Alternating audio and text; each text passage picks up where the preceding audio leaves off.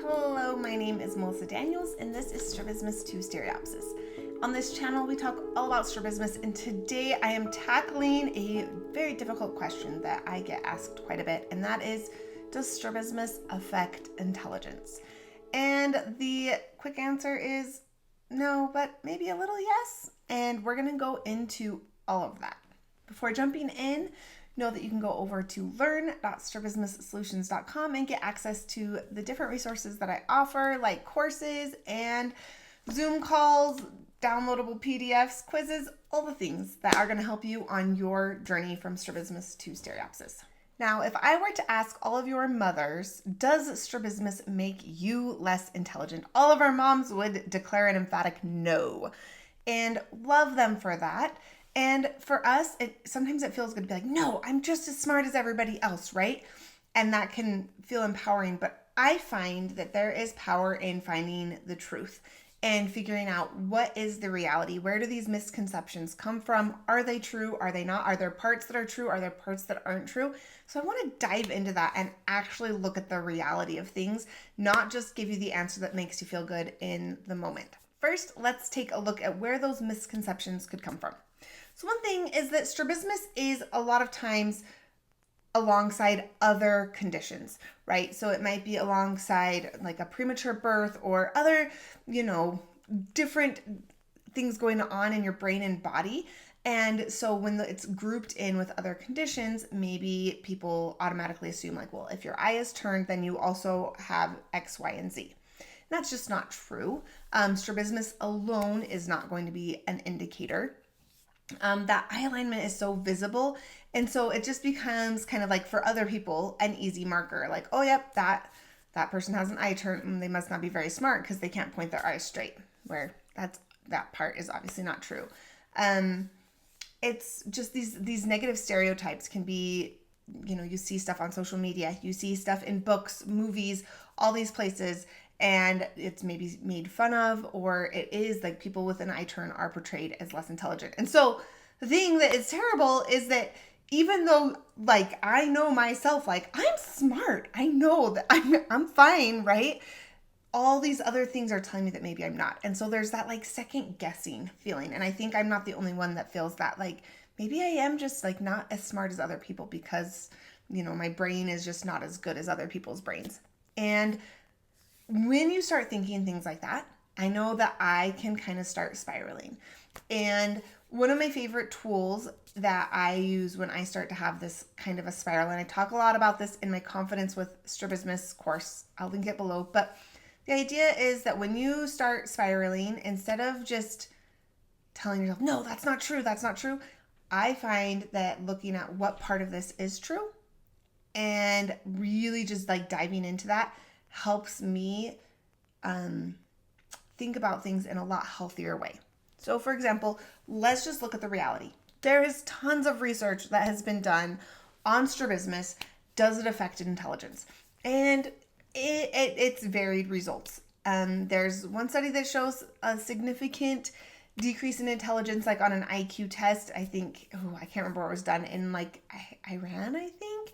And again, I don't know that is singling out just people with only strabismus, or if it's anyone in the world that's ever had a strabismus, if it's all kinds, right? Like there's just so much that goes into that.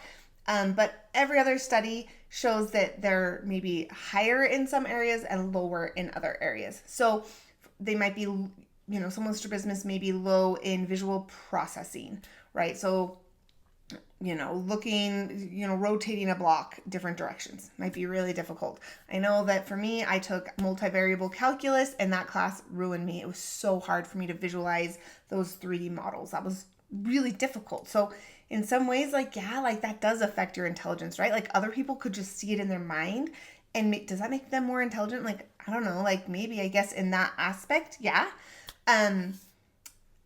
But in other areas of the test, that like processing speed was faster. So there were differences where people with strabismus tended to be lower in some areas, and a lot of it came with like attention and being able to keep the attention on a task, not necessarily like the actual intelligence. So when we talk about a truth spiral and we look, what is the reality?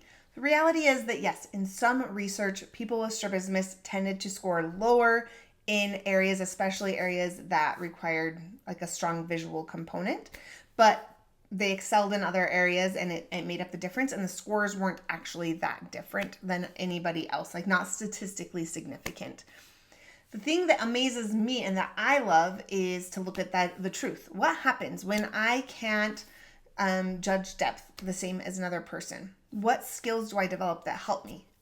When I was in college, I was a math education major, and I did fine. Math was always great and straightforward and did good, but I got to multivariable calculus. And this is when you take math from 2D and it becomes 3D.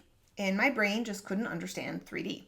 And trying to come up with the models and understanding like how to visualize these shapes and trying to find the area. I mean, it was just like, it just wrecked me. It was so difficult. Okay. So was I potentially maybe less intelligent in that area than some of my classmates? Definitely. Some, they just understood it automatically. They just got it so quick, right? Was that because of my lack of depth perception my whole life? I kind of think it's linked, right? I can't help but think that there is a combination there. But because of that, what skills did I learn? Because I maybe didn't have like that natural intelligence, right? That natural ability to just see it and understand it. I learned to ask for help. I went to office hours with my teacher and I asked questions, and I have gotten really good at asking questions to help me understand things better. I worked really hard and did every single homework assignment. Lots of times I would do them twice. I learned how to use this computer modeling program that helped me see visually, right? So I learned all these workarounds to help me do it. And in that process, what are the skills that I gained, right? I'm better at asking questions. I'm working super hard and dedicated, right? All these things that you can't measure on an intelligence test, but how does that help me in my life, right?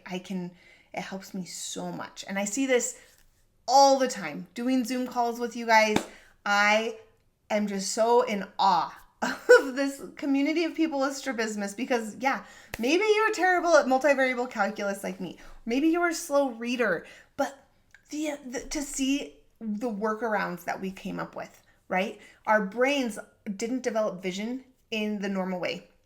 Our brains didn't, just wake up and like for some reason our eyes weren't aligned and our brain didn't figure that out.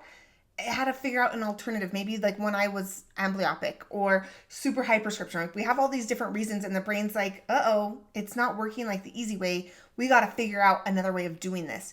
And so maybe you suppress one eye, you turn one eye out, whatever.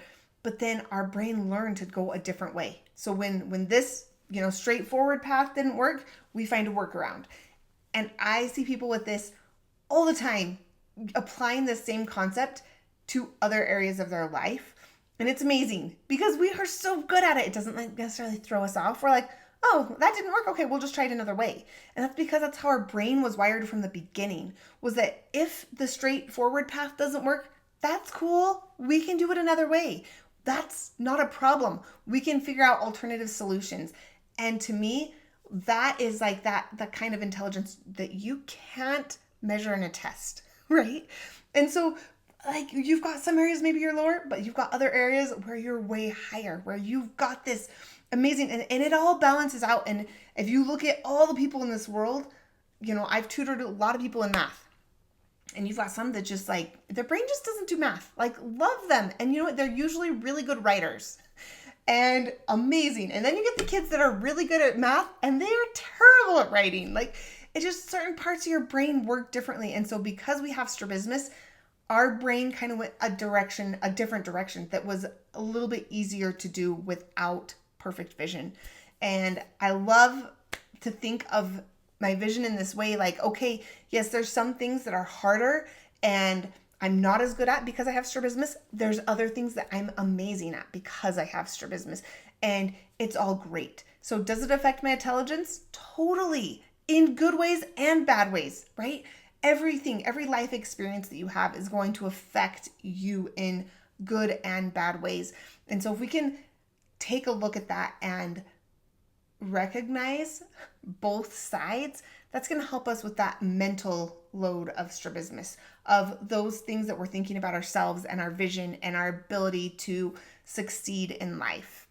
Over the last 5 years, as I have been talking with so many different people over Zoom about strabismus, there's just been this common thread that breaks my heart, and that is that people don't see themselves as good as other people, as smart, as pretty, as intelligent, and they don't recognize that the strabismus has done both amazing things and made them who they are, and that person is so worthy of all the love and all the amazing things in the world.